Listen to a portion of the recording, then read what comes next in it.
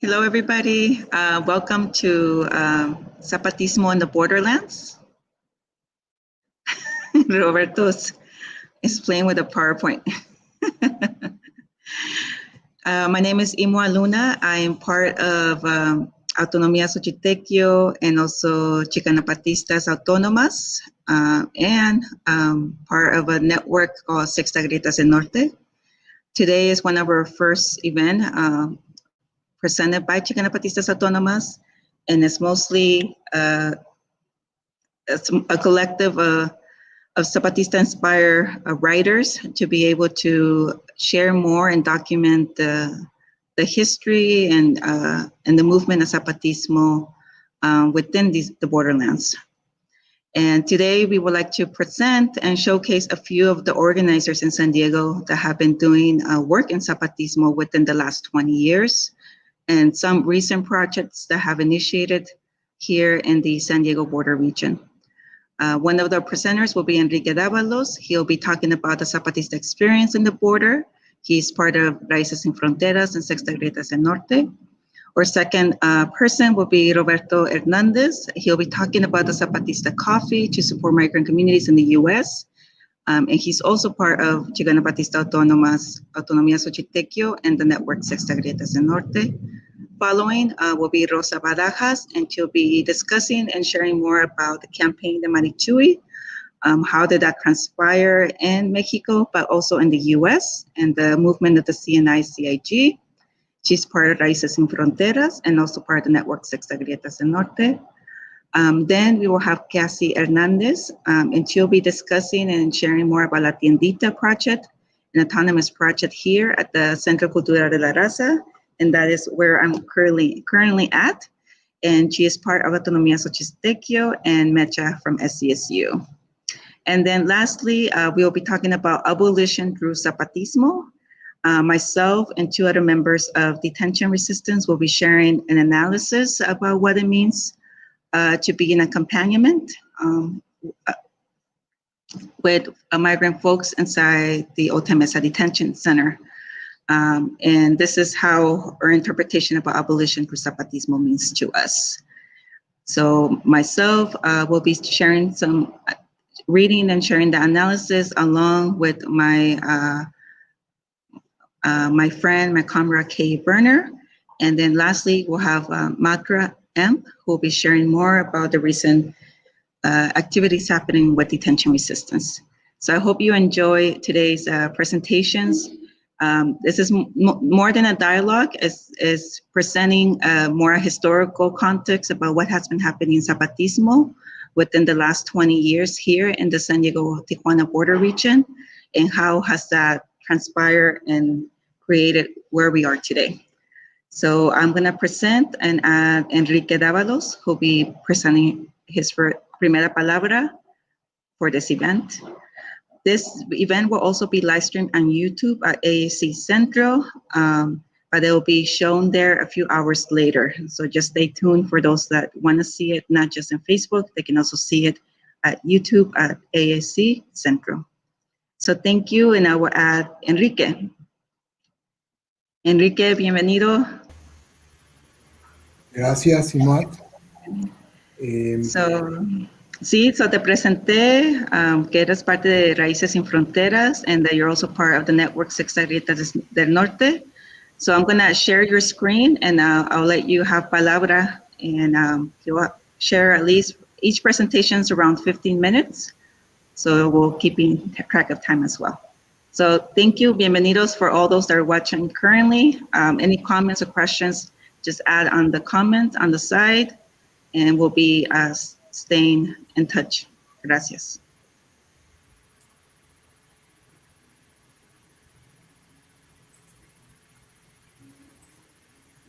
Bueno, pues buenas tardes, buenas noches.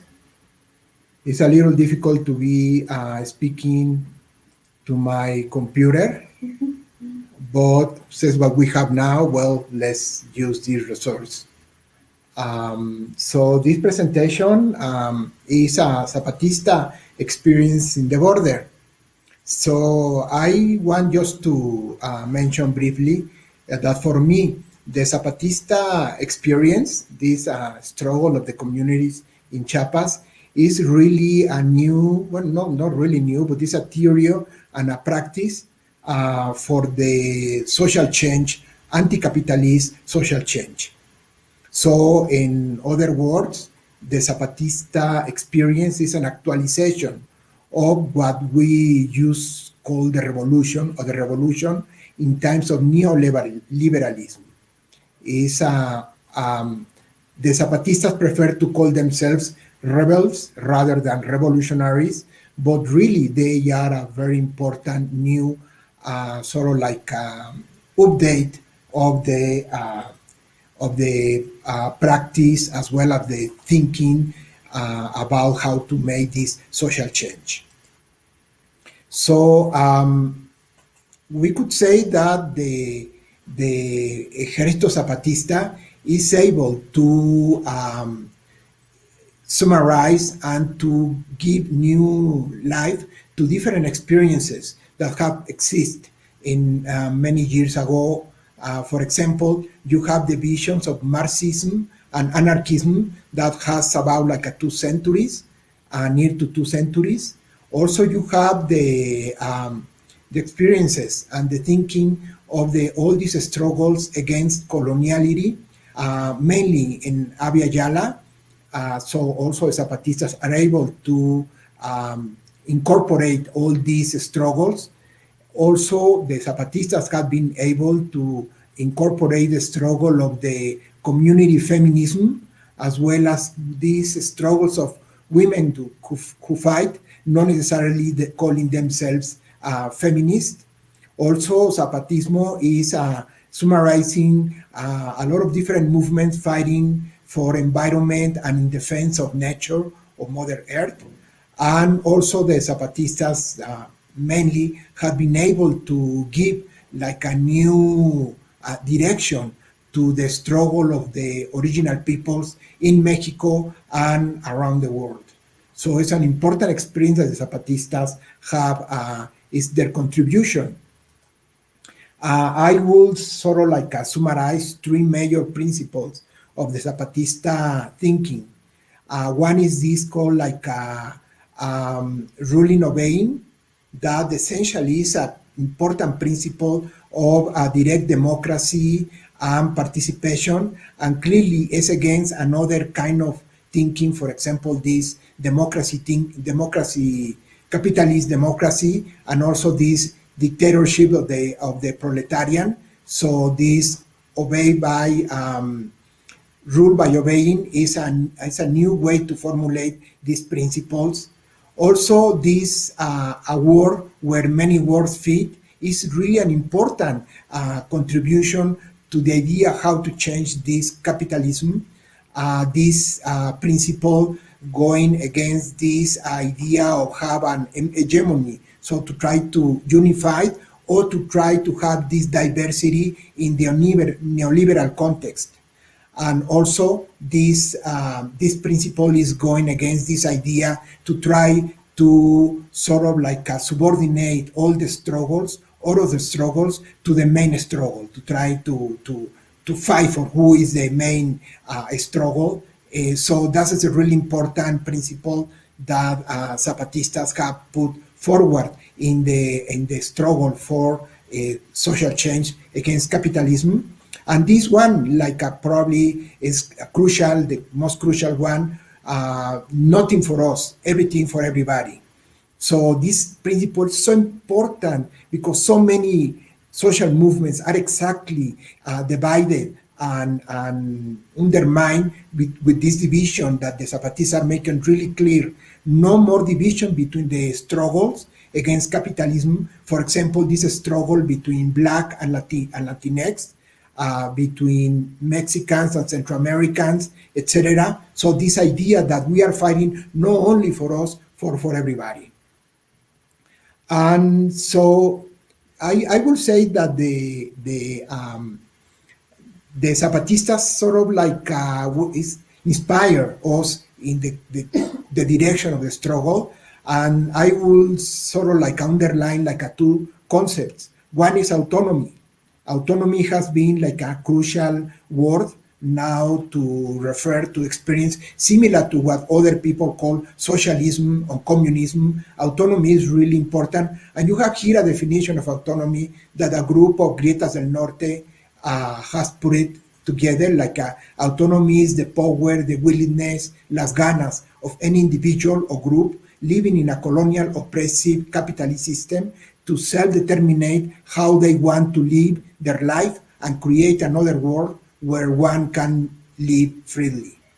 And also, more important than this concept of autonomy, I would say this is concept of caracoles.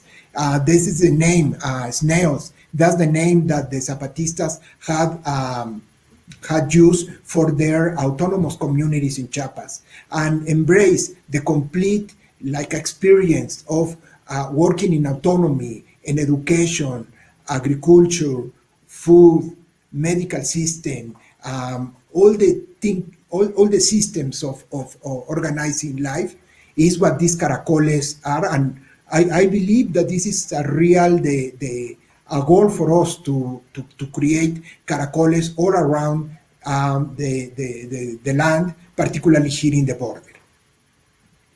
Entonces, in fact, Zapatismo is one of the major sort of like inspiration for the struggle for activism here in the border.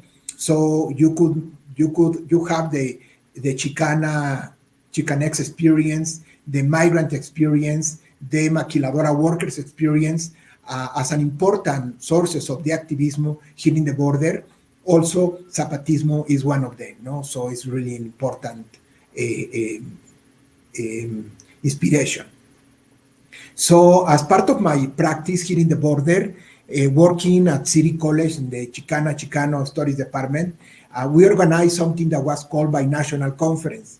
The idea behind this conference was really to undermine the idea of the border and to try to create a lot of links between communities, students, faculty, activists, etc., in the two sides of the border, Baja California and California. So this binational conference was one contribution following these principles of the Zapatistas.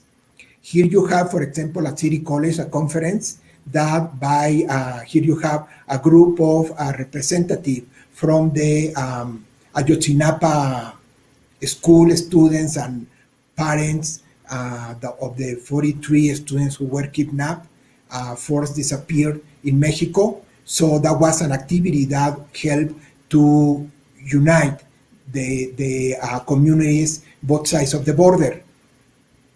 Then you have also another conference 2 years later, and this one is in general a group of also people coming from Mexico, just women from 7 different regions representing different struggles, labor struggles, community struggles, indigenous struggles, teachers struggles, and they in common has this idea of the fighting against the repression in Mexico against that movement. So that was also that we have at City College. In addition, we organize a number of different demonstrations with the same principle. For example, this demonstration with the students of Ayotzinapa. Here you have when a delegation of Ayotzinapa came, and so you have students and members of the community together to take the streets to protest for the repression and for the power of these mafias that are becoming the power in Mexico together with the state. Sometimes impossible to distinguish between them. So you have here this also in Chicano Park, when a group of students community with protesting for the Ayotzinapa in this principle of fighting for everybody, not only for us. Here is I really like this photo. All these photos are photos by Rosa Maria Barajas, photographer of the border. And so you have here Miriam, and you have Maria Puga, representatives of two struggles. They are in this embrace, breaking the border really. Miriam is a teacher fighting in Mexico for building communities with this idea of autonomous communities, and Maria pues is a representative of the struggle of the immigrants here in San Diego, in the border. Then another place where this activism take place was in the Mexican consulate. So that was the focus of the protest when we wanted to make known that the struggles in Mexico are not alone, that we are together with them. So you have here a protest, and here you have one of the Raíces Sin Fronteras artists, Alex Ortigosa, organized these paintings on the floor using chalk. So you know that there is a law against graffiti in San Diego, and that it could be, the police could act against us, but there is like a legal loop that says that chalk is not considered a graffiti. So he could organize us to do it basically once a month, to go to the consulate and to produce one of these beautiful murals on the floor. No, they were not permanent, but they were really important to have them. No, I'm not sure if I'm still sharing a screen. I don't know what happened. Yeah, thank you. Okay, so you could see the consulate, you could see the painting with chalk, and here you have some students and people working together with Alex to produce this artwork in protest and solidarity. Also, the target of our work was, of course, the border itself. So here you have the cars crossing, trying to cross the border, and we use this.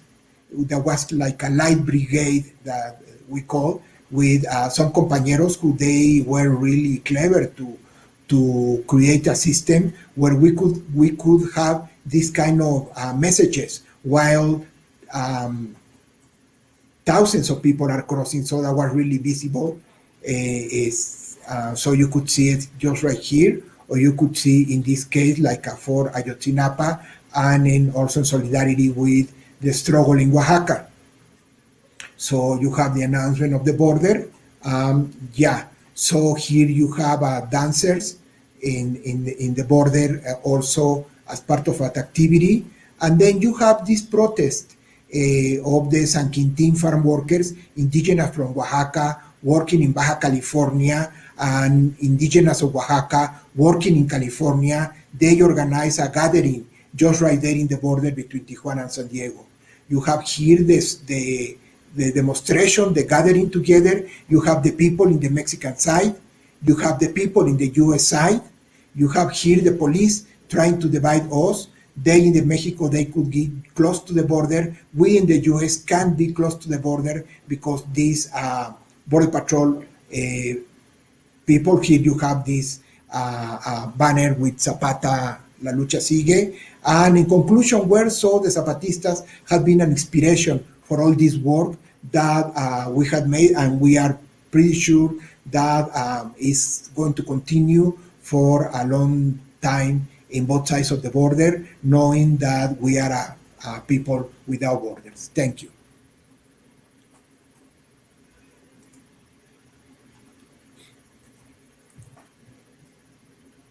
Entonces, thank you, Enrique, por tu presentación. Thank you for your presentation.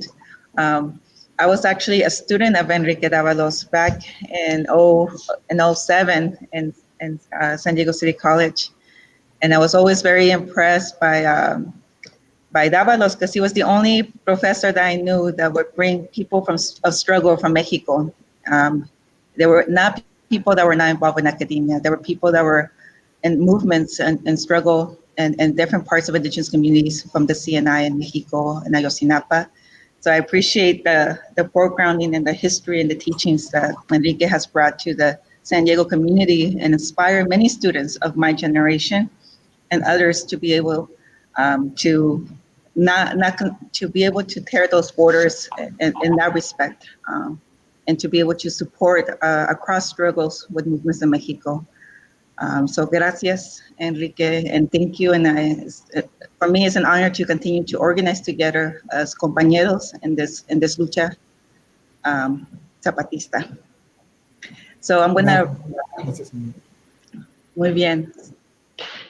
So I'm gonna now add Roberto. He'll be presenting next, and he'll be focusing on the story about Zapatista coffee.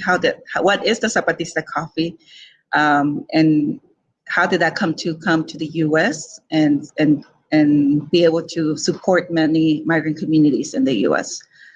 So here's Roberto to share a little bit about that in su presentación.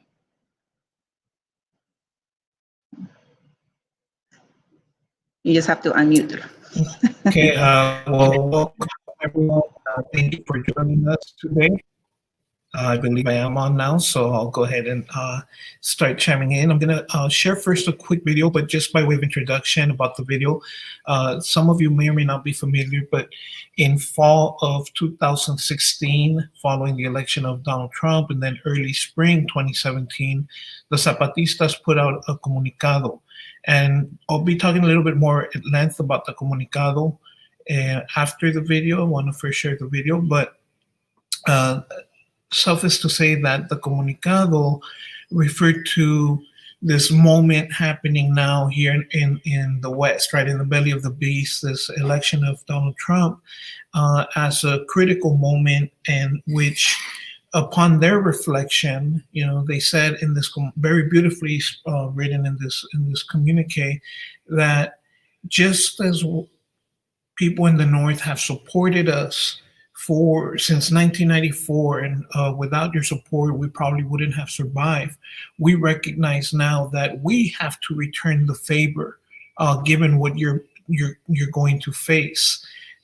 And what are we to give you? We can't send you livestock. We can't send you chivos, goats, whatever other animals. We can't send produce and the corn and the things we grow. But we do have one thing here that we could send, and that is coffee.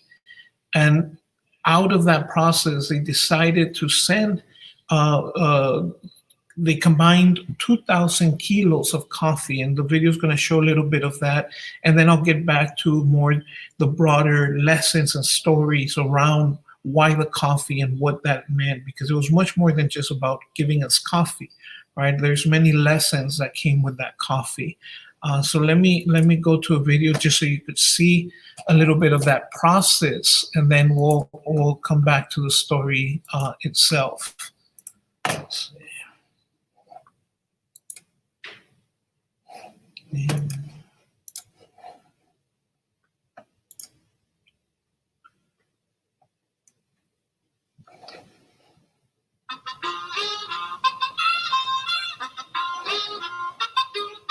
Tú nos dices que debemos sentarnos, pero las ideas solo pueden levantarnos, caminar, recorrer, no rendirse ni retroceder, aprende, toma, esponja, absorbe, nadie sobre todos, faltan todos, suman todos, para todos, todo, para nosotros, soñamos en grande, que se cura el imperio, lo gritamos algo, no queda más en él, esto no es utopía, es salir de rebeldía, de baile de los que sobran de la danza de mi mía, levantarnos para desollevar, ni África ni América Latina se suba, un barro que con lápiz a patear el día, provocar un social terremoto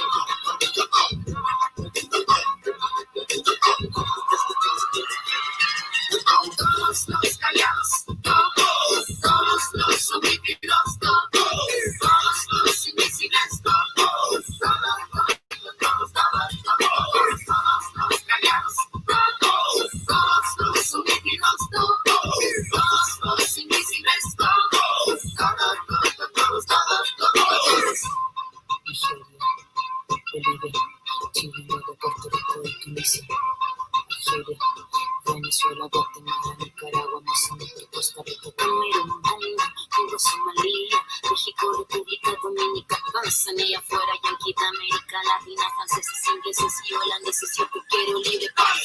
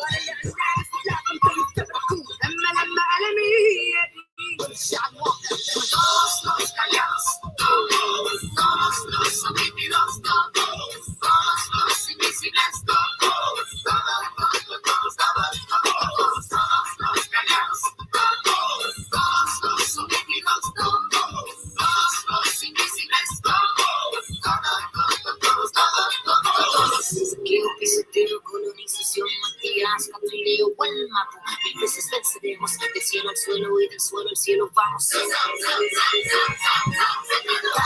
blanco, vuelve para tu pueblo, no te tenemos miedo, tenemos vida y fuego. Fuego en nuestras manos, fuego en nuestros ojos, tenemos tanta vida y está el fuego color rojo.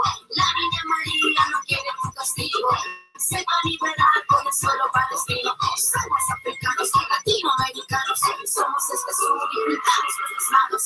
Todos los callados, todos los sometidos, todos los invisibles, todos los callados, todos los sometidos, todos los invisibles,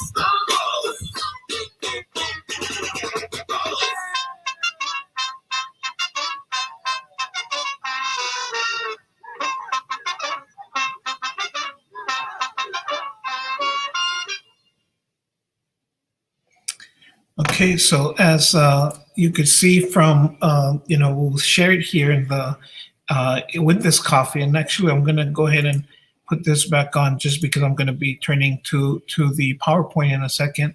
But this whole process of getting together and sending this coffee to the North, to support the North, you see that they went through from harvesting to drying it, to toasting it, to packaging it. And this was not just, an effort of one group, but rather this happened in every one of the 5 different caracoles. And what they did is they went to all the coffee producing families and asked for them to donate some. They then went to the non-coffee producing families and asked for them to donate 65 pesos to create a pool of colecta, which they then used to buy even more coffee from the coffee producing families. And all in all, they pulled together 2,000 kilos worth of coffee. In a sense, that's the first lesson about how to stimulate an internal economy, right? But then once they toasted, they went to the city to toast the coffee, also to a Zapatista supporter who had a toasting machine. And this is all relayed again in this beautiful communique. They say, when we got to the toaster, to the lady that owned a toaster, we began toasting all this coffee, and not long into the process, the machine broke, and the coffee toaster broke, and it no longer worked. And right then and there, one of the compas said, fue el capitalismo. But the Zapatistas instead invite us into a different reflection. They say, no, aquí el problema, here the problem was not el capitalismo. Here the problem was not capitalism, but the problem was actually us. And by that problem was us, what it really was saying was need for maintenance of that machine, right? The toaster doesn't just break by itself. If you keep it well greased and you take care of it, it'll last longer, what have you. So instead, what they did is they went back to the campo, back to the field. They went to Zapatista community members who raise livestock. They bought animal fat. They went to another part of the communities, brought somebody who knows mechanica, who knows how to deal with fixing apparatuses such as a toaster. And they bring them back to the toaster lady and they fix the machine. And in a sense, again, here's a second lesson, that of working together across various sectors, recognizing how every part of the community, from the livestock to the mechanic to the ones picking the harvest, the ones with the machines, with the sufficient capital to have the machine, how they're all part of one broader integrated community. Once they fixed the machine, they were finally able to toast it, and the 2,000 kilos became 1,600 or so. Out of that, about 1,400 kilos was sent north. The next question became, how are we going to get it to the compas in the north, to those, going back to the communique, to those who say, we want to return the favor and we send you this coffee in the service of, so that you may be in the service of and support migrant communities, displaced communities, indigenous communities, and others who stand to bear the brunt of what's coming. And again, the brunt of what's coming in that context in spring 2017 was the new election of Donald Trump, which, as the communique continues, right? They say this gift, we're giving it to you with nothing, asking for nothing in return, other than for you to tell the story about the coffee, because it's in the story itself of the process that it took to even get it here, that they have all these lessons for us to think about how to organize ourselves. And at the very end, they say, and if we had to paraphrase this whole process in words simple enough for everyone to understand, then that would have to be fuck Trump. And it's in that sense that the name, the coffee also got the nickname of the fuck Trump coffee.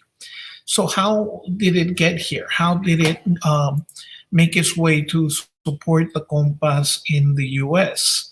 Once it was decided that it was coming north, we had some compas also adherentes of the Sixth Declaration from Chicago, who supported with cost getting it to the border, right? But we're talking 1,400 kilos. You can't just cross that without dealing with customs and other things. So ultimately, the coffee made its way to Tijuana.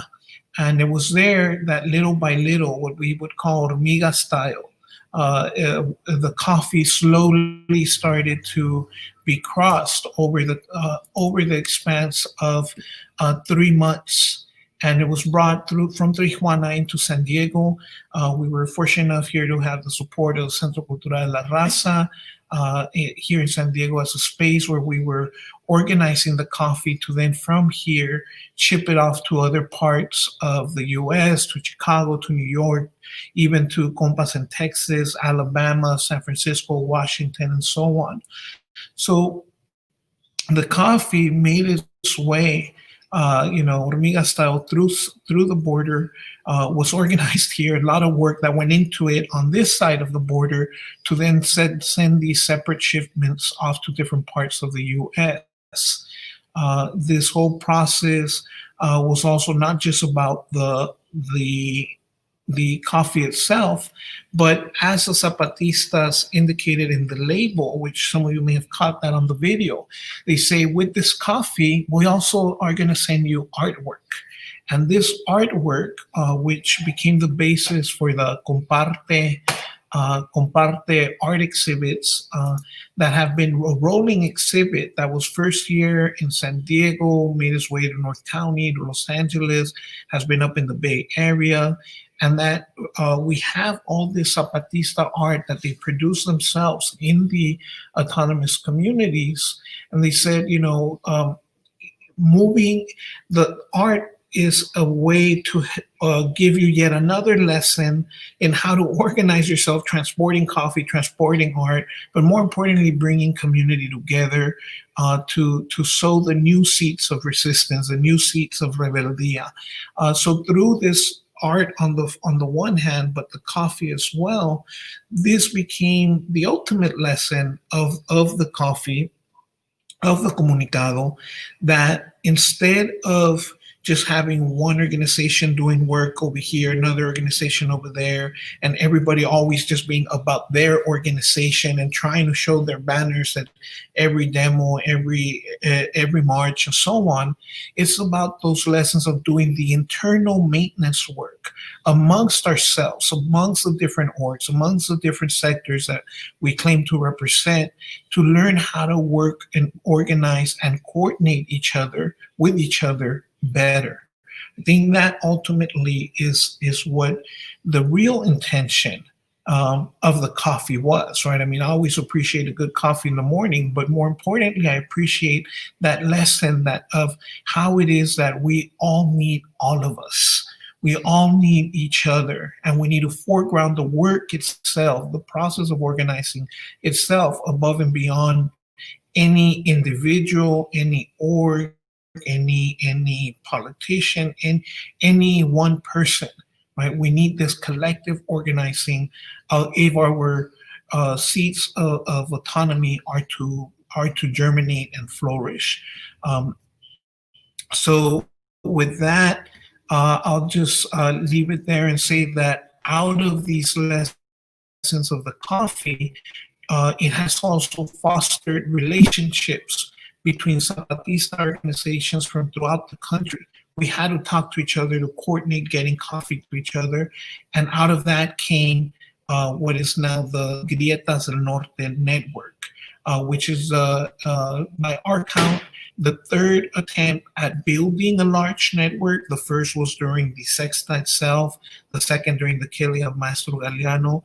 But this is the third and arguably the most successful attempt at bringing together all Zapatista-oriented groups in the U.S. to better organize with each other, to be able to build our own local autonomies while we continue to support the autonomous work of the Zapatistas, of the CNI, the CIG, which I know our compa Rosa coming up next will be able to share a little bit more about. So con eso, compren Café Zapatista, support the communities, y más que nada, more than anything, organize yourselves. Gracias.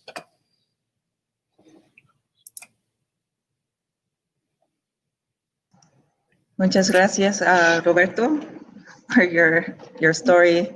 We were deciding which of the members is able to articulate and share the story better than any of us, and I have to say that Roberto is able to really provide. He's a good storyteller when it comes to the Zapatista coffee and how it arrived to the U.S. And that's a big mystery, even with the CNI and the Zapatistas. Like, how did the coffee get across? And it was a very something that we did not share, and we did a report that we had to submit to the Comisión Zapatista about or how did we organize this, and that was something that we never made public. That many people still do not know how this coffee came across the border, but we did it, and it's something that has transformed and creating a network that's still sustained and growing, and that network is called Sexta Grietas del Norte, and you can follow them on Instagram, Facebook, and they also have their own website with a lot of current work, with inviting more folks of other colectivos in the U.S. to participate in this work. So next, we're going to have our compañera Rosa. Rosa, bienvenida. Thank you for accepting this invitation. Gracias, to be able to share. Gracias, compas, por organizar esto. So I'm going to step out, and Rosa will be talking about. Sí, te escuchamos, Rosa. Pero tú no los escuchas también, tu computadora aprende. Sí. ¿Sí me escuchan? Sí, Okay, te escuchamos perfectamente. So puedes presentar tu PowerPoint, Sí. Y me voy a salir de la pantalla. Seleccionar ventana. So Rosa will be talking about the campaign with Marichui that happened with this last election in Mexico, and how did that transpire, and also organizing folks in the U.S. and what the movement of the CNI-CIG means in this border region. Yes, thank you for being here. You know, I always get very excited when I hear those stories that we already know. I mean, all the stories that Enrique was sharing and what Roberto was sharing. And I just have a little anecdote that I want to share about the coffee. One time I was in a meeting here in Mexico City with the CNI compas and compas from from different pueblos. And somebody spoke about the coffee mystery, as you named it, in what they were saying. They were really happy, you know, for how the coffee made it all the way from Chiapas to north of the U.S. And yes, they said it was a mystery. And I was so happy to hear that, although I wasn't part of that effort because I didn't happen to be at the border at that time. But I was really happy to know that the work of my compas at the border was recognized. So I just wanted to share that because it really made me happy. Now I also want to share this other story. And this is another story that made it all the way from the south of Mexico to the US, to the border. And that was the Marichui campaign. As some of you might know, back in 2017, the compas from the ZLN and the CNI came with the idea to participate in the presidential elections, in the 2018 presidential elections. And they wanted to participate as independent candidates. And for that, they chose a indigenous governing council. So there was different representatives from the Congreso Nacional Indígena. But all of them couldn't participate in the elections because they needed only one person. So they named Marichui, María de Jesús Patricio Martínez, as their spokesperson. That was in 2007. And, you know, here they were coming to a town in Michoacán, Santa María Estula, celebrating that they have come together under this consejo, and they have Marichui as a representative to participate in the presidential elections. They didn't have the purpose to have her sitting in the presidential chair. They knew they would never be allowed to do that. But they wanted to use the campaign to visualize the struggles of the original peoples, all the struggles that they're facing because of mega projects such as mining or this new green energy, or right now the big Maya train that they're announcing. They wanted to use this campaign for the people in Mexico and in the world to learn about that, but also to learn about the resistance that the pueblos are doing. So Marichui started her campaign in the Caracoles, in the Zapatista Caracoles. And I was lucky enough to be, you know, in that caravan that went through all the Caracoles.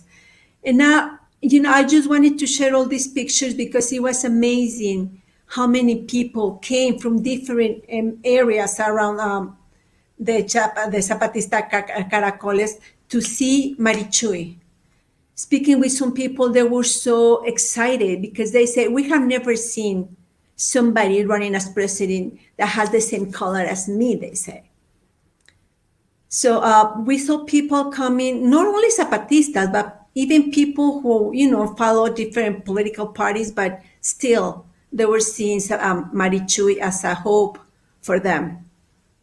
So these are some of the pictures in some caracoles that she visited here. Like as you can see here where it says Bienvenida a las Mujeres, it was raining, like pour raining. But they didn't move. They wanted to see her and to see the other concejalas and concejales that were coming with her.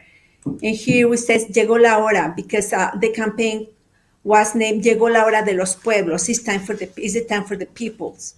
It's the time for the peoples to be seen and to resist and to fight against the system that want them dead. So yeah, I wanted to show those pictures. So Marichuy finally made it through the election system. That was the first step.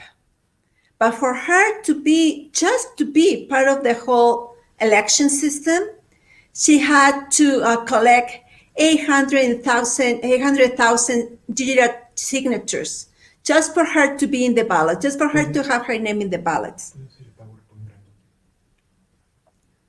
And let me see, I don't know how to make it. Como completo. Well, I'm just gonna leave it like this. Yeah, Enrique was telling me that I can make it bigger, but I don't know how to. So, but if you're able to see it, I think you're able to see it. Okay, so yeah. So he was accepted, let's say accepted by the system, but she had to get 800,000 digital signatures.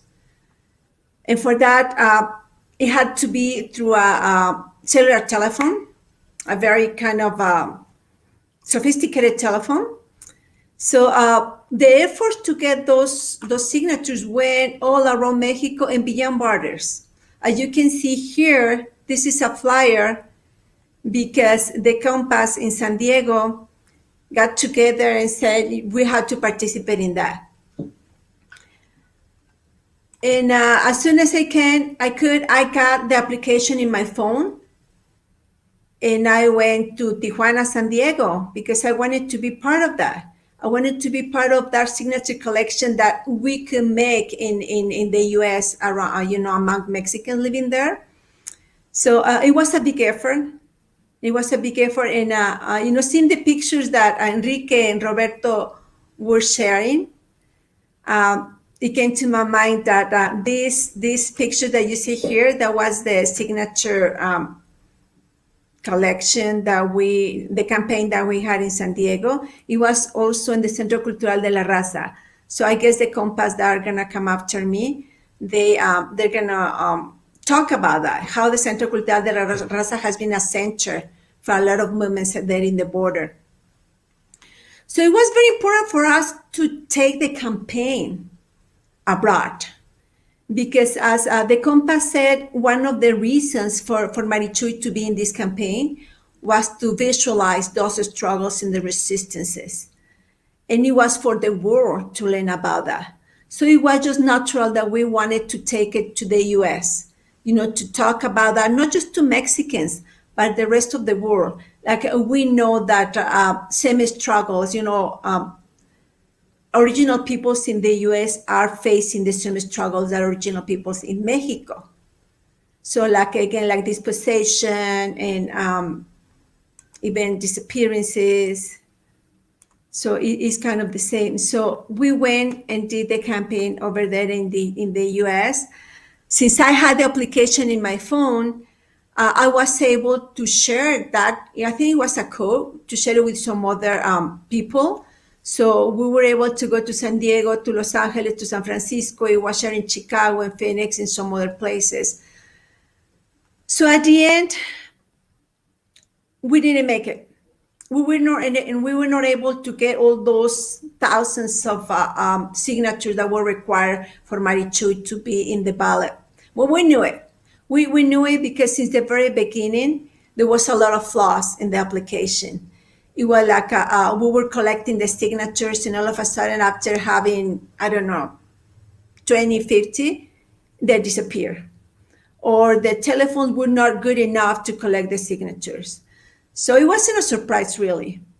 But at the end, one of the goals was met. The people in Mexico and in the world got to learn about the struggles and the resistance that the CNI pueblos are facing every day.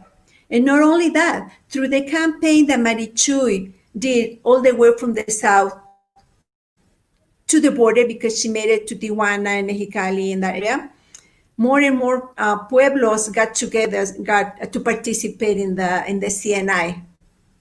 And not only that, but because of the campaign, there were a lot of groups participating, and again, not only in Mexico and in the US, but in the whole world. And then a network of rebellions and resistance emerged. So that is good because Sexta Grietas del Norte is part of that network. So although the campaign didn't make it to the presidential elections, there were a lot of good things that happened after that. So that's one struggle we're really, really proud of being part of. And that's one of the ways to take the struggles to the border and beyond. There was another way that I participated in taking information of the Compass in the South and talking about the struggles that our people are facing in Mexico. And that was for exhibition I participated in back in 2019. And again, it was in Centro Cultural de la Raza. It was called Aquí el Pueblo Manda, because that's one phrase that you can see in all the caracoles, as you can see here. Está usted en territorio rebelde, aquí el pueblo manda y el gobierno obedece. Here the people rule and the government obeys. And that's their juntas de buen gobierno, obviously, because we all know that the Compas Zapatistas have their own self-government. They don't participate in the official government that rules the country. I'm going to show some of the pictures that I shared in that exhibition.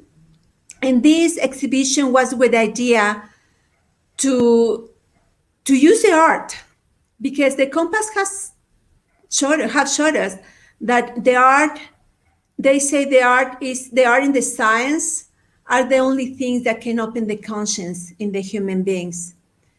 And they have used the art to talk about their history among them, but also to share that with the world. In 2016, they did a Festival Comparte, which is kind of, the word comparte is kind of share, but it's also a combination of from compañero, compañera, and the word arte, art. So through the art, through plays, through painting, through music, they have kind of give us some history lessons. You can, when you see those different expressions of art that they share, we can see what they have lived through, all the way from their abuelitos, their abuelitas, all the way through what they youth live right now in the Zapatista communities. So following the example of the Compass, I wanted to share there at the border in San Diego. I wanted to share some of the things, the daily life of the Compass, but also some other struggles that people in Mexico are facing.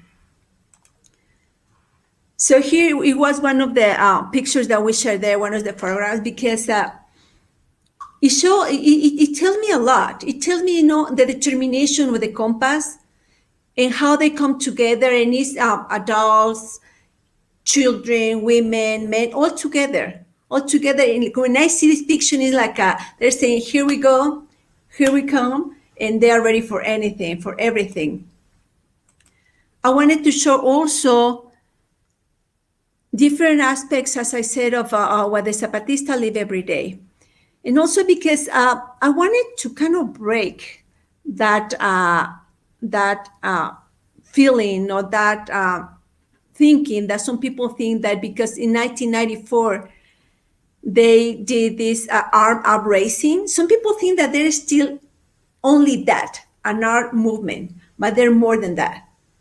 We know that they have grown these Zapatistas communities, autonomous communities, that they have schools, they have their own health clinics, they have their own media.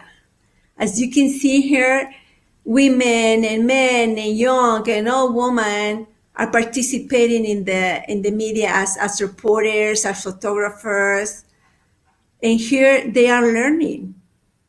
Because some of them have never had the chance to see a camera, but now they are getting involved in that. Another aspect that I wanted to show was the role of the Zapatista women. And I wanted to show also that they do participate in the armed groups ¿cómo se llaman? The insurgentes and los milicianos y milicianas. So there are really young women participating in it, but they do also participate in the organization of big events. Like these women with the walkie-talkie, they were organizing this first women gathering back in 2018, where there were like around 8,000 women participating from all around the world. And only women, only Zapatistas, mujeres Zapatistas organize this. So we can see there, the importance and the capability that they have. But they do also play. They do also play football. They love playing the sports. And also I wanted to show how they still have that innocence, the young women. I mean, all those different aspects that are part of their daily lives.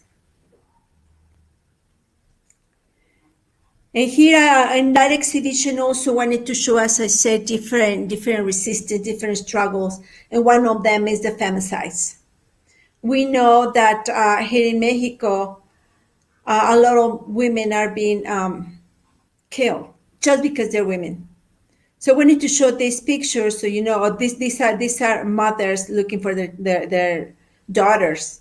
And here there's a protest in Mexico City asking for justice and asking no more femicides. We don't want our women killed anymore.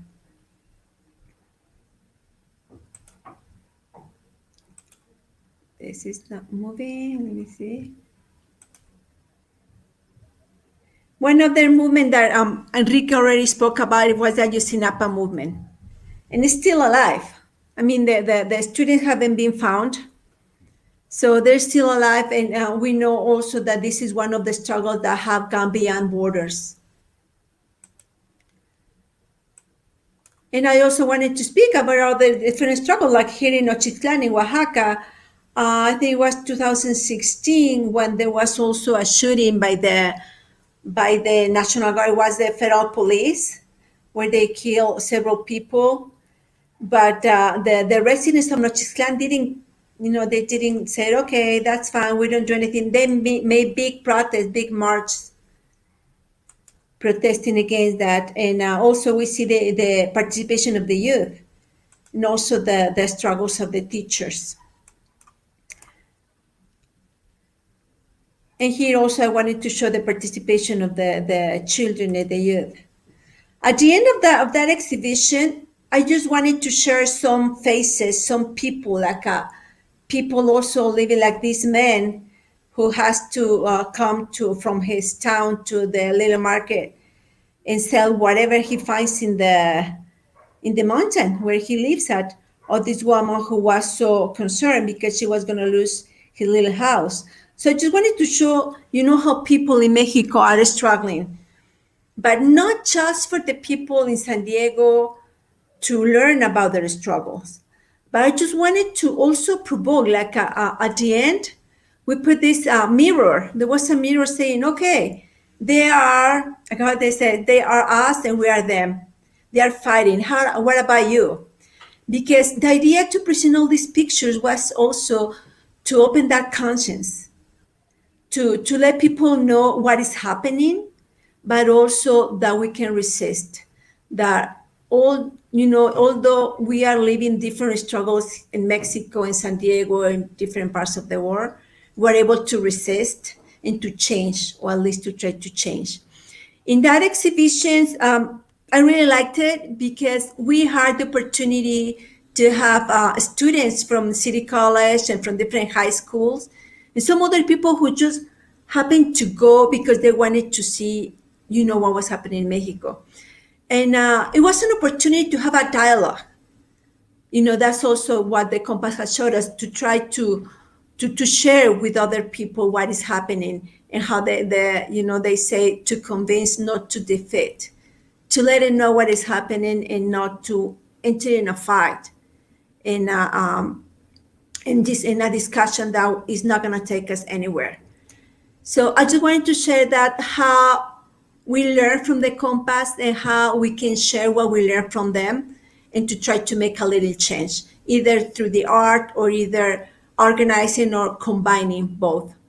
So I'll just leave it like that here, Imwat, and I'll pass the word to you. Te paso la palabra, Imwat.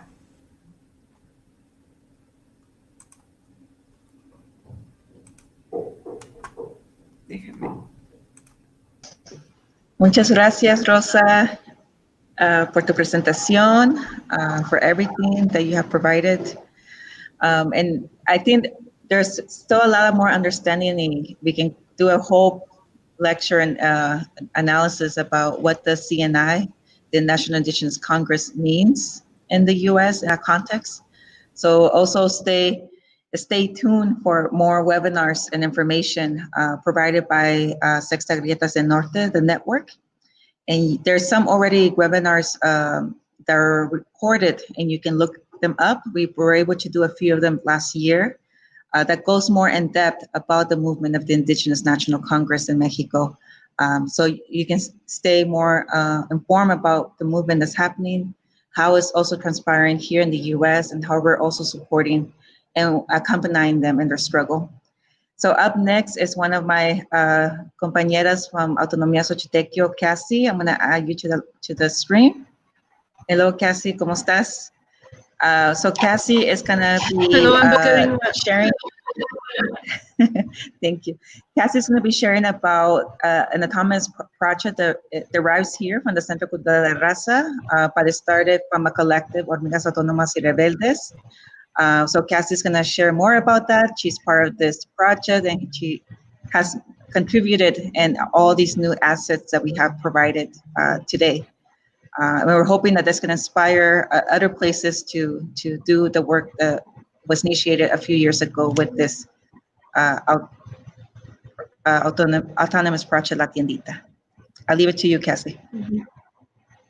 Thank you, Ma. Good evening, everybody. I'm really excited to present. And before anything, I do also want to credit Liz Watto, who has made Tiendita to also be what it is today, along with other Centro members and volunteers. So I just want to give a shout out. She's also who compiled a lot of the presentation I'll be going through today. But just to begin, La Tiendita has a very rich history, and so we want to do it justice to explain a bit of that today, and also share some of the projects it's been engaging in, and it also be in conversation with what some of the compas already shared, there being struggles of resistance that we support here at Centro, and one of them being through La Tiendita directly. And so currently La Tiendita is being supported by Autonomía Xochitequio and the Arts Advisory Committee from Centro Cultural de la Raza. And we could go ahead and go into the next slide.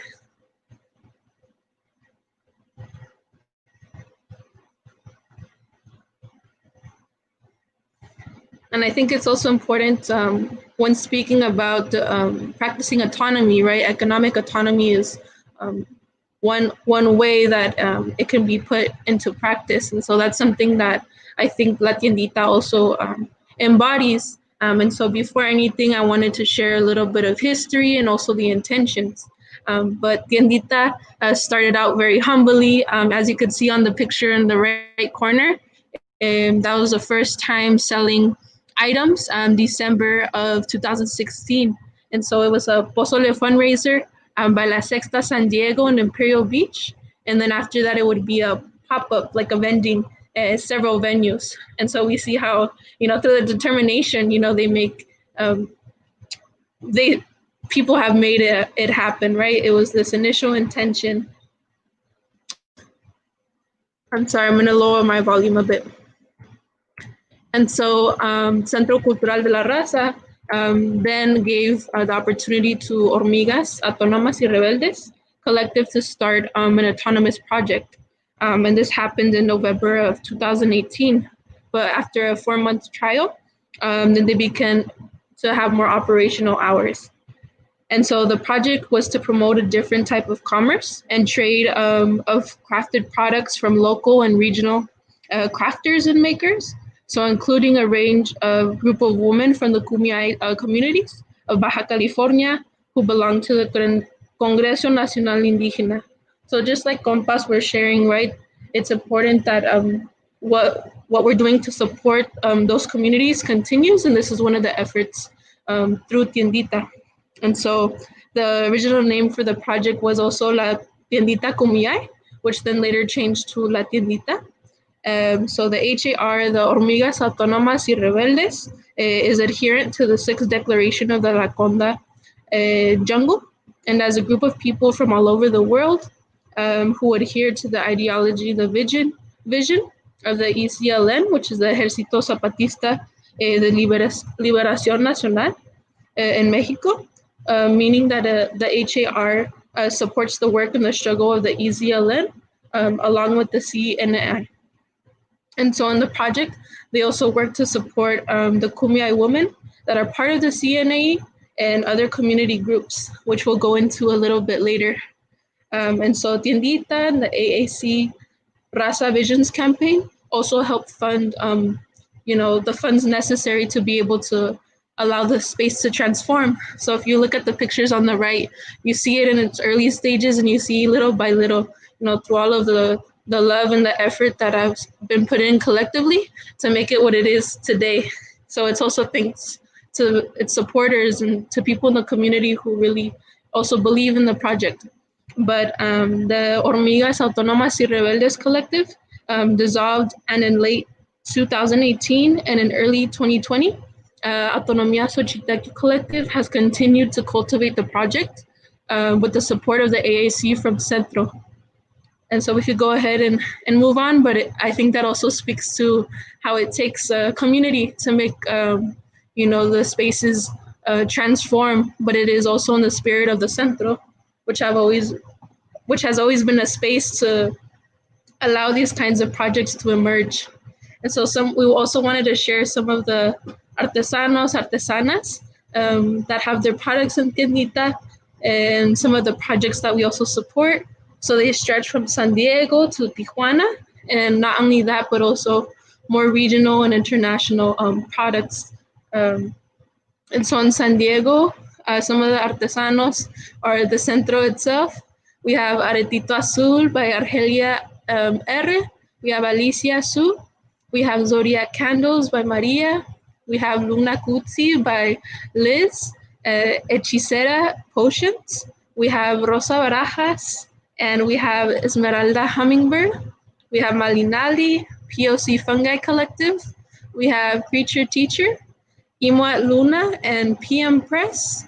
And also PM Press is a more recent collaboration with the publishing, but we also wanted to, be able to offer books so that we can start important dialogues, in community, and to spark, also the access to books, which can also initiate, those important conversations with, the way that we think and the way that we work together.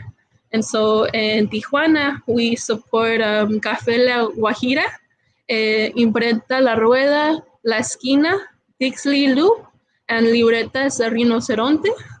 And then going to the international solidarity products, we support the CNI Kumeyaay Woman, El Rincón Zapatista en Ciudad de México, Café Zapata Vive en Ciudad de México, Artesanía de Istmo de Tehuantepec en Oaxaca, Medicina de Comunidades Zapatistas, and the Colectivo EXIM in Jalisco.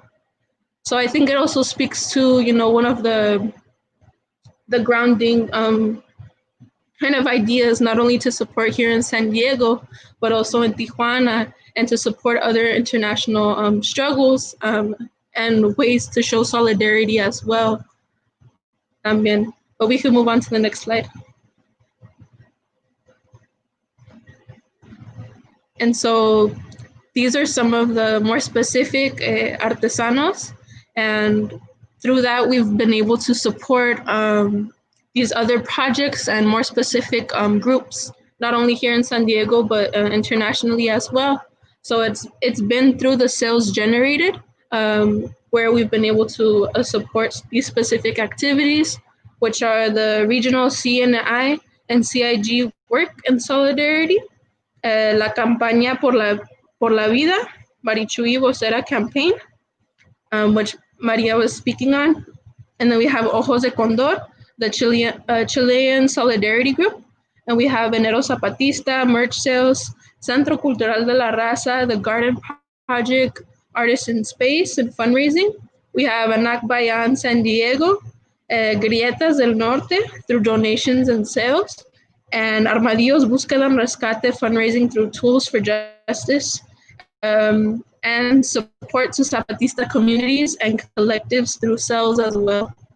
But we've been supporting more than 20 local and regional artisans. So this speaks to a lot of the work that has come about through those collaborations. You know, like Roberto shared it, it's when we talk to each other, when we're in community, where we could really make these things happen. You know, it doesn't just happen like in an instant, but it happens when we engage with each other and we're truly honoring the work that comes from different communities. And we can move on to the last, semi to the last slide, which is the future projects.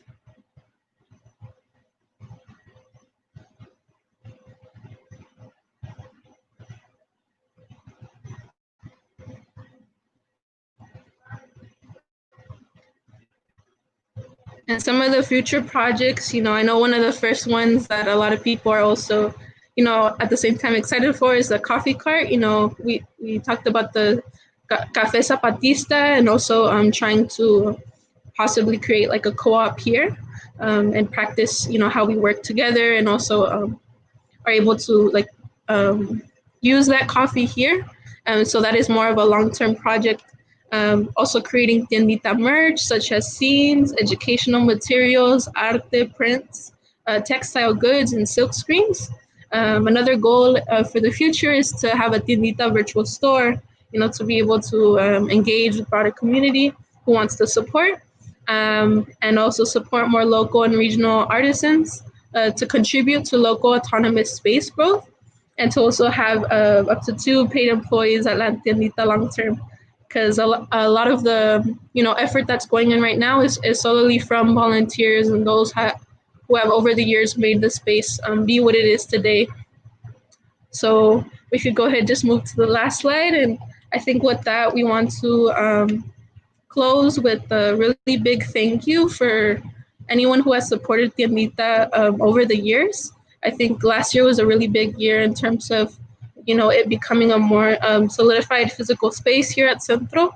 But I think it's also, you know, like speaks to how it's been like a trial of it existing in one way and it transforming over the years through, you know, the love and determination of the people that have believed in the project, and they're the reason why it is what it is today. And people continue to come and volunteer, and so.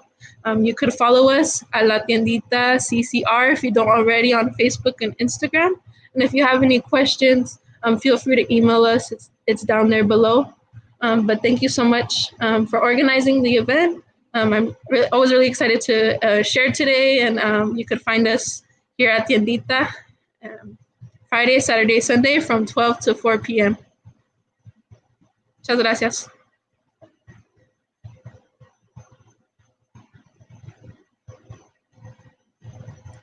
Muchas gracias, Cassie. Thank you for your work, for the presentation. Thank you to Liz for also working on this presentation, not being here, but she's here in spirit.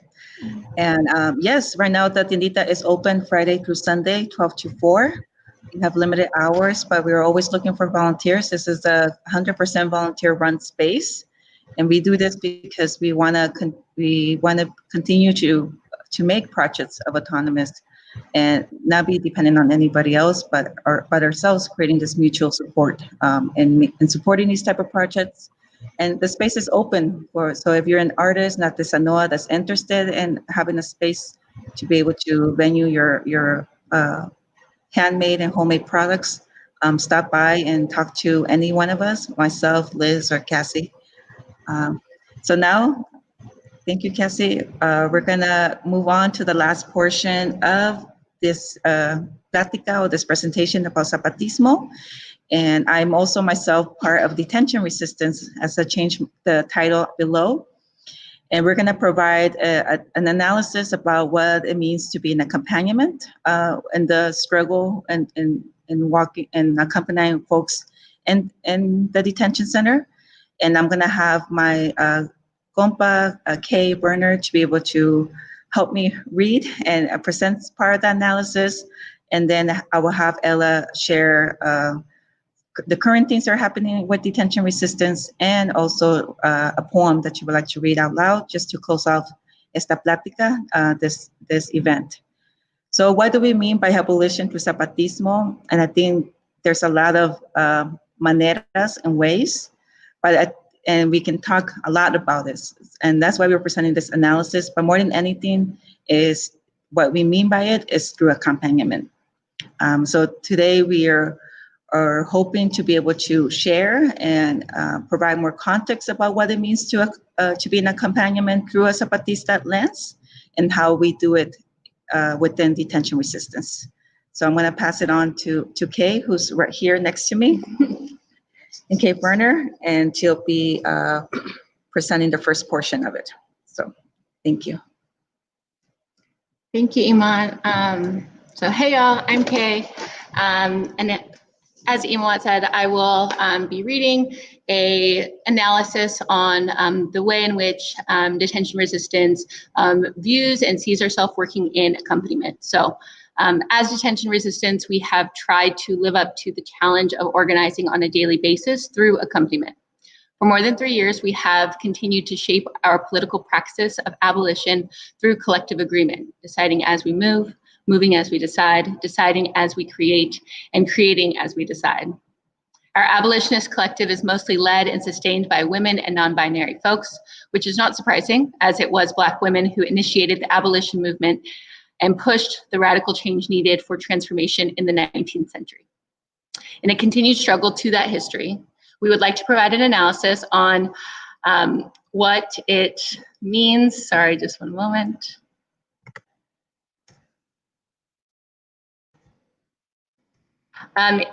In a continued struggle to that history, we would like to provide an analysis on what it means to be in accompaniment through abolition, why we do not agree with the political framing of allyship, nor with the political parachuting that continues to happen in the San Diego-Tijuana border region.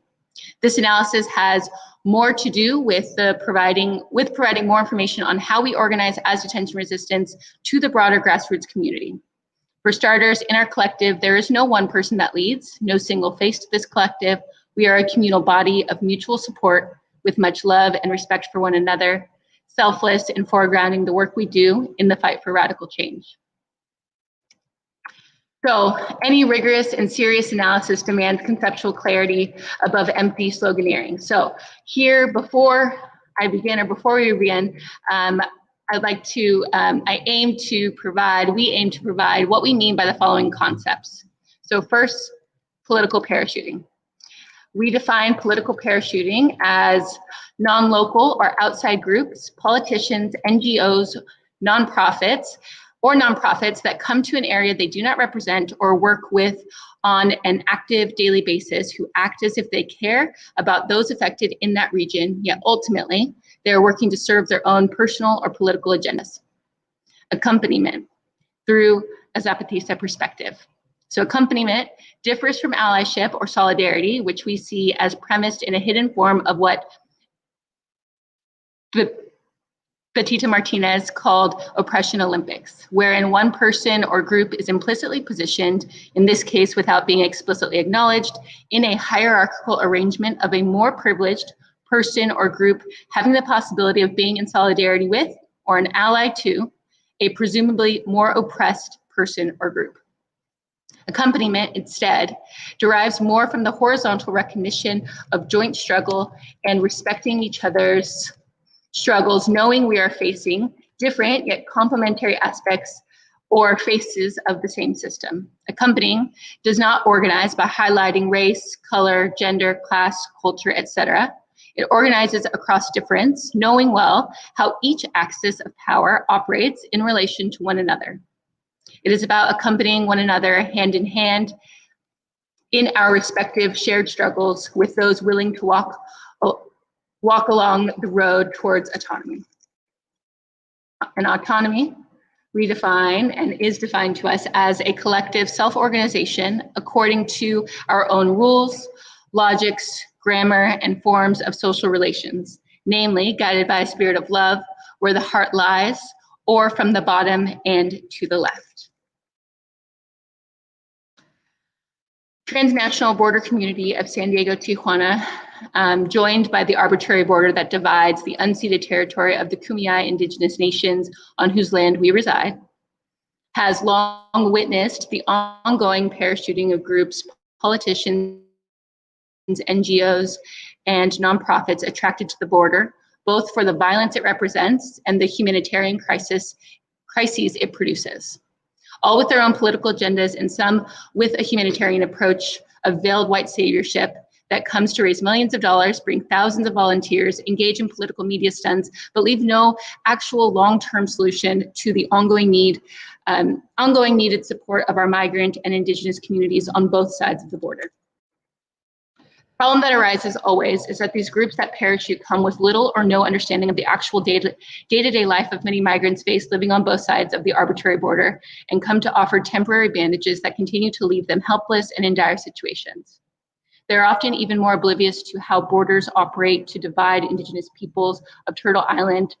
They think they come to help and serve and to do something that no other group has done before, as they're often unaware of existing local organizations. Secondly, and as a function of the first, they do not contact or collaborate with local groups who have much more experience in working with local migrant and indigenous communities. Third, they come only temporarily, a day or two, a week, a month, and leave taking on no responsibility to the consequences of the work they have initiated.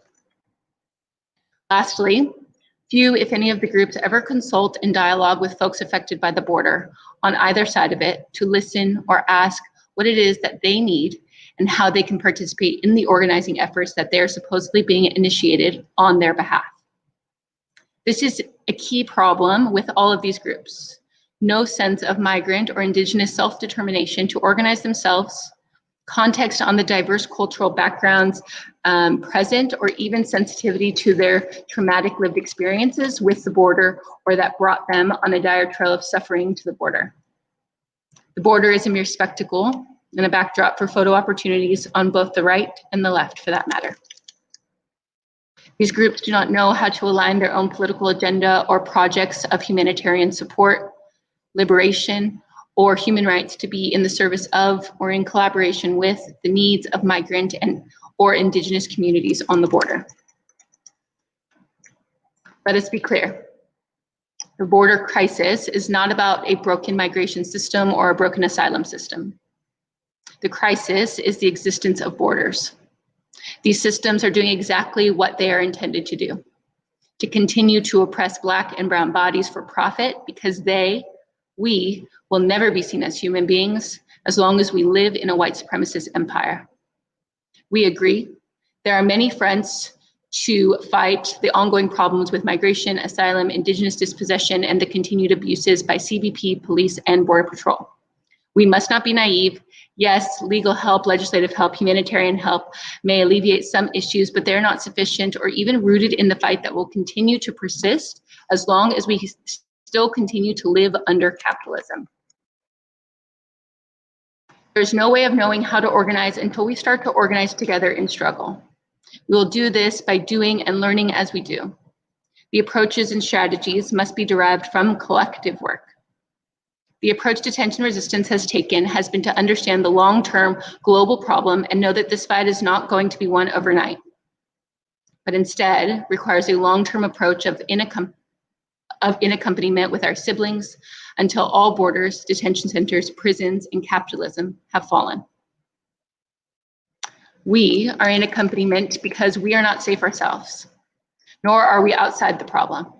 We are also in struggle, battling police brutality, systemic racism in all levels of the government and its institutions, from housing, healthcare, education, to the preservation of our natural resources, our water, land, and the integrity of our indigenous communities. We are in accompaniment because we choose to resist, and we are also in struggle and support of our compas inside the Otay Mesa Detention Center, who are in a struggle too. We do not agree in adopting allyship as our political framework because this is personal. This is about commitment of our entire lives fighting towards liberation, not a pity party for poor, oppressed communities. This is not a temporary strategic approach such as those of political groups or organizations to be allies in our struggles, to show we are down for your cause and that you are down with our cause, for in such framing, they remain separate causes. We remain siloed communities with other borders between us. This is not about individualizing approaches of shaming white fragility or taking stock of each other's privileges as if oppression can be resolved through a scorecard. While we recognize power relations continue to mark all of us, it is choosing not to frame our political praxis in terms of the internal fissures and divides among or towards each other, or reducing our differences to a sameness. On the contrary, as the Zapatistas remind us, we are the same because we are different. Life is precious and we must live as a community, see each other as community, and survive together as community. How we are doing this work is by arriving at one collective agreement at a time, by organizing carefully and strategically as if our life depends on it. Thank you, Kay. I'll finish the last part.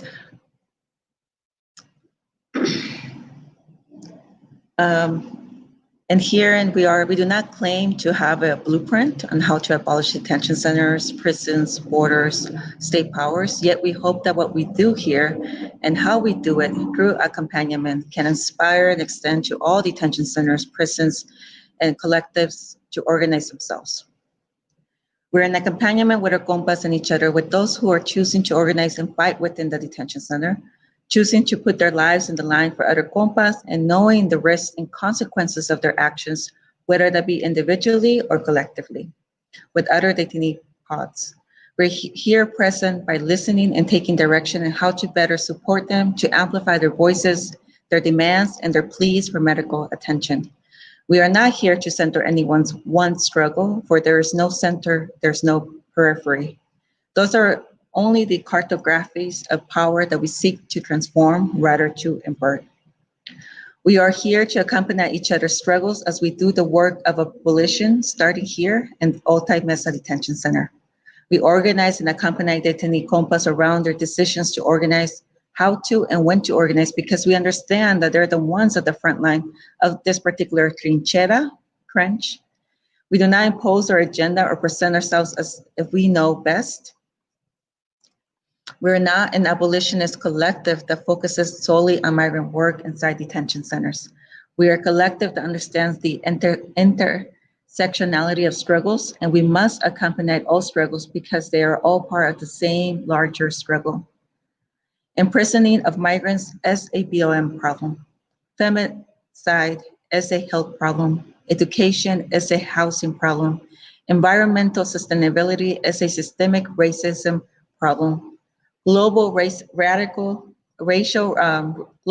capitalism is everyone's problem because it is the organizing principle of this civilization of death. There are many compas from all over the world inside the Otay Mesa Detention Center. They come from various backgrounds, cultural experiences, and languages, past and ongoing traumas, and diverse religious and spiritual practices. They are all different in their own way, and we must affirm their humanity, their dignity, and accompany them. And we need to create noble social imaginaries and collaboration with each other so we can be reminded of each other's humanity and the pain that roots us to our deepest core of our ancestors, and the hope that one day no one will ever live to experience this subjugation of being seen as less than human. We must be of utmost integrity in our own words and our actions, hold and true in creating another world where many worlds fit. We must continue to resist and fight for our lives, for the right to live and for the right for all of humanity to live.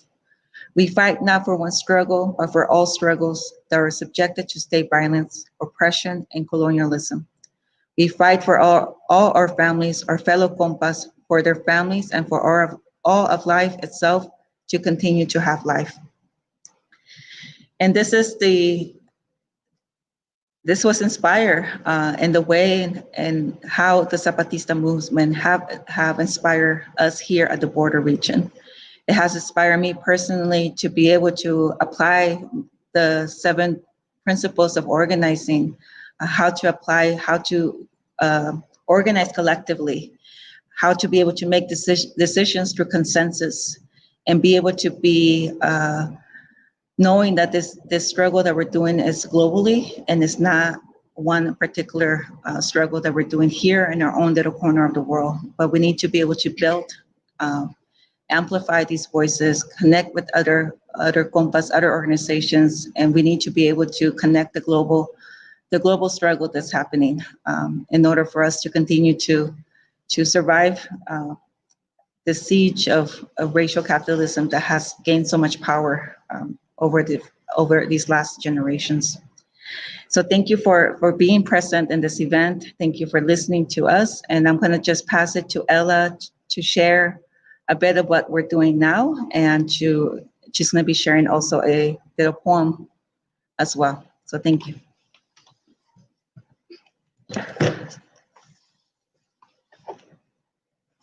Thank you, Imot, for that beautiful statement, and thank you, Kay, so much.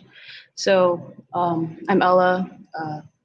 I'm a collective member of Detention Resistance, organizing with them for a little bit over 2 years, volunteering specifically in post-release and helping provide immediate aid for those just released from Otay Mesa Detention Center, and organizing with Detention Resistance with different campaigns. So as part of Detention Resistance, we're involved in different types of projects. We have a podcast, and we also are working right now on a zine project. So last year, if Roberto, you could pull it up, last year we had an art show actually in front of Otay Mesa Detention Center, and we got artists involved, musicians involved, creating art as a form of solidarity, and the theme was art against state violence. So this was in order to gain community support, to also show solidarity and show that to folks inside that they're not alone, that there's folks doing work in order to abolish these systems, this detention center that continues to profit off of human suffering. And just so you know, Otay Mesa Detention Center is just about 30 minutes from San Diego, downtown San Diego. So as a follow-up from this art show we had in front of Otay Mesa Detention Center, which focused mainly on showing art to folks outside Otay Mesa OMDC, we were wondering, okay, how are we gonna show the art to folks inside? So that's when the Solidarity Zine came to be. So folks inside can see the art of resistance, of solidarity, right?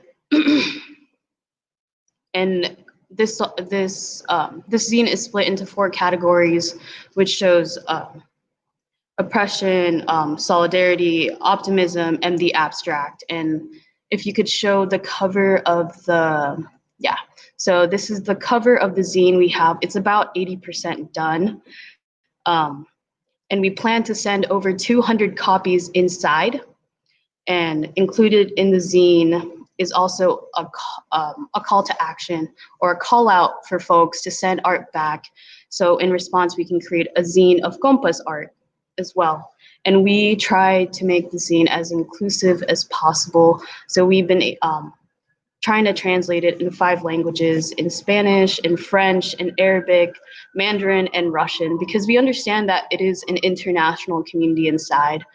So if you're able to help translate in any ways, please contact us at Detention Resistance, or go on our website and contact us on detentionresistance.org. And 100%, and I would just like to say that to donate as well to the collective and the project, since 100% of donations goes directly to aid folks inside and outside of Otay Mesa Detention Center. And yeah, so this zine will be released soon, so follow us on Instagram at Detention Resistance to see the zine that we've been working very hard on. And yeah, to end this off, I'd like to share a poem that me and another collective member, we started an Instagram, just an Instagram for the sake of creating art, because art brings a lot of joy. And I'm Filipino. Tagalog was my first language. So, and I also learned Spanish. So it's a mix of Spanish and Tagalog, and I can translate it in a little bit. So just to end this this event off, the poem is called Complementando Mundos. Kasama, kasama tayo, juntos en este mundo iba dimensiones, y donde la lengua es cualquier prefieres. Aquí tayo sa loob, nuestra existencia, donde los campos son ricos de flores. Nandito ako sa tabi mo, kasama. And in poetic English, it goes to comrade, together in this world, different dimensions, where the language is whatever you prefer. Let's climb inside our existence, where the fields are full of rich flowers. I am here by your side, comrade. So just to show international solidarity and that we're in this fight together, thank you so much, y'all, for listening.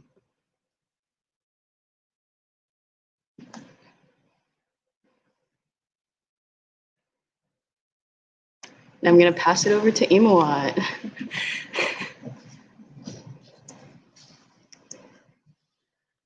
Thank you. I just want to say a thank you for Centro Cultural de la Raza. I'm also a member of the space of the part of the AEC, and they were able to offer us their YouTube and their Facebook to be able to live stream and be able to streamline it to more people in our community. And just, we're done with our event, but I just want to add this, since I know it's going to be recorded and since stay in live and YouTube and Facebook. We wanted to just share this last video, and then for those that can leave, but this video was made by one of our compañeras, Magdalena Ramirez, and it's only, I believe, 7 minutes or 11 minutes of the video that shows one of the events that we organized to support the Comparte.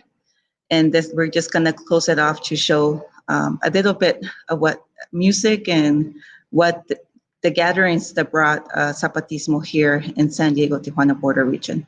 So this was an event that happened in 2017. That also is the year that the coffee arrived to San Diego as well. So thank you for those joining us, and we'll look forward to be able to share more events and all the organizations and members that came in. Gracias, Enrique, Rosa, and Roberto. Also to Cassie for sharing their palabra and their testimonies, a little bit about the Zapatista experience in the border region. So you can play the video, Roberto. Gracias.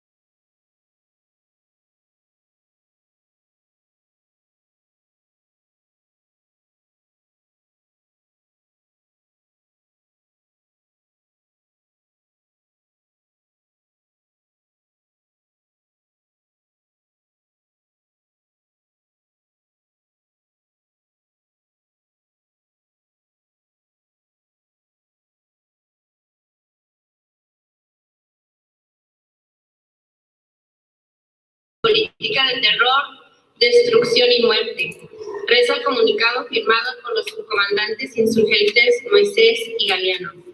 El EZ ha llamado a organizarse con autonomía para evitar las detenciones y deportaciones que ordenó el presidente de Estados Unidos, Donald Trump, pues aseguran que si alguien se tiene que ir, que sean ellos los de arriba. También nos invitan a que nos organicemos según nuestro tiempo, modo y geografía para apoyar en y con actividades a quienes resisten y rebelan contra las expulsiones. Como les dijo, este es parte de una serie de eventos y la semana pasada tuvimos un evento. Este evento fue este es parte de una serie de eventos de la campaña. El primero participaron más de 10 organizaciones e individuos que trabajan la cuestión migratoria y de refugiados en la frontera.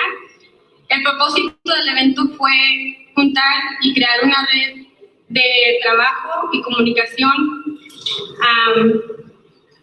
y ver cómo estas organizaciones ven su trabajo ante los muros del capital. Hoy estamos haciendo este evento para conocer el trabajo artístico de los compas y el porqué del arte. Entonces, después de este comparte que se hizo en Chiapas, en Noventic y en Sidesi y en San Cristóbal de las Casas, nos han mandado todas estas piezas para compartirlas entre nosotros. Esta es la primera de muchas exposiciones que va a tener a lo largo, yo creo que de todo este año. Desde aquí se va a ir a Upper County, después a Los Ángeles y así va a seguir subiendo hasta llegar a Nueva York. Ahorita lo que vamos a hacer, les vamos a decir más o menos cómo vamos a llevar el programa. Yo sé que vinieron para ver un documental, no nomás escucharnos hablar, pero también vamos a tener una dinámica que vamos a recorrer la galería y después nos vamos a quebrar en 2 sesiones. La primera sesión vamos a poder pintar y va a ser como una sesión guiada con preguntas y ahorita se las vamos a dar. Y lo otro va a haber un taller de versos, de cómo escribir versos. Lo va a impartir Cristina, que es parte de las Quiriquí Coyotas, y son versos que se hacen cuando se toca el son jarocho. Después vamos a tener la oportunidad de cambiar y luego ya nos reunimos para que compartamos nuestra experiencia.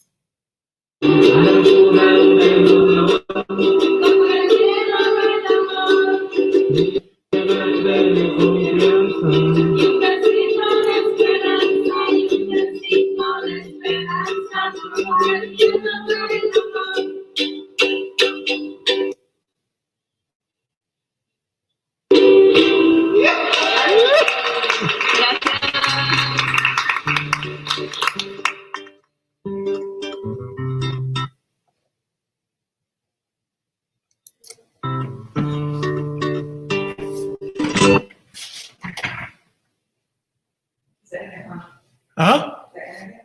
¿Ya terminó el video?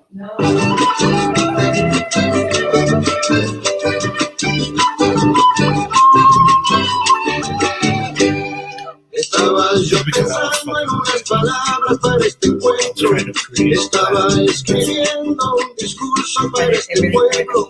Me distraje viendo a la luna, allá las nubes, allá en el cielo.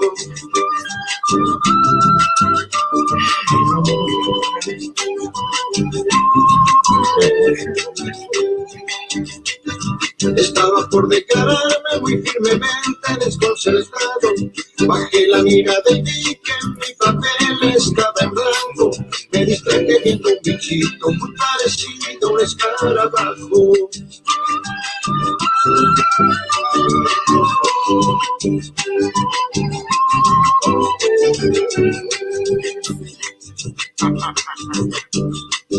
Yo soy señor Lunita, no soy un bicho ni escarabajo. Yo soy señor Lunita, héroe de niños y de ancianos, con mi firme de caballero, para mi lanza de buen lanchero. Ay, ay, ay, ay, me voy a volar. Dios me da aquí, esclavo de andar. Ay, ay, ay, ay, me voy a volar. Dios me da aquí, esclavo de andar.